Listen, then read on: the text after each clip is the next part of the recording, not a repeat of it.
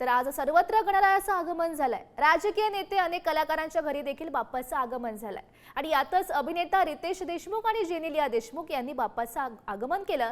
एकीकडे खरं तर गणपतीचं आगमन तर दुसरीकडे मुलांच्या कला गुणांना वाव देत त्यांनी रोबोटिक फुटबॉल फील्ड चा देखावा आपल्या मुलांकडूनच साकारून घेतलेला आहे। पाहुयात याची एक झलक। प्रत्येक वर्षी गणपतीचा सण आला की आम्ही घरी नेहमी हा विचार करतो की ह्या वेळेस गणपती आपण कसा बनवायचा। एकदा आम्ही क्लेनी बनवला, एकदा पेपर मशीनी बनवला, एकदा मेटल स्क्रॅप ने आमचा बाप्पा बनवला। पण ह्या वर्षी मी त्यांना म्हणालो काहीतरी नवीन करूया। आई मला स्वप्न पडलं होतं, त्यात मला बाप्पा दिसले होते।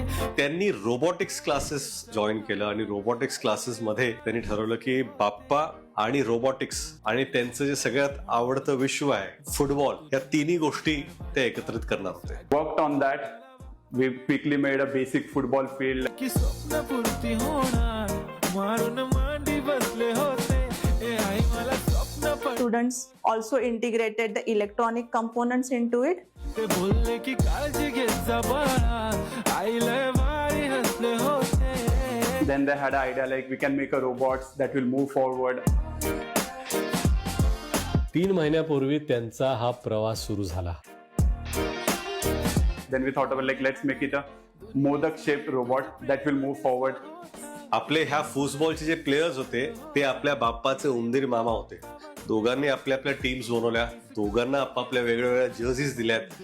जेव्हा गोल स्कोर होईल सेन्सरनी मोदकाला मेसेज जाणार, मोदक ऑटोमॅटिकली तो वॉक करणार बाप्पांकडे आणि ज्या टीमचा मोदक पहिला बाप्पापर्यंत पोहोचेल त्या टीमच्या कलरने बाप्पा ग्लो होणार।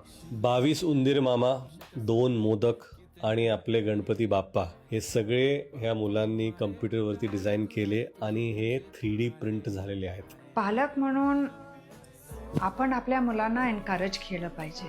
That's it I feel. And what kids do, what ever they do, how ever they do, good bad, it's straight from the heart.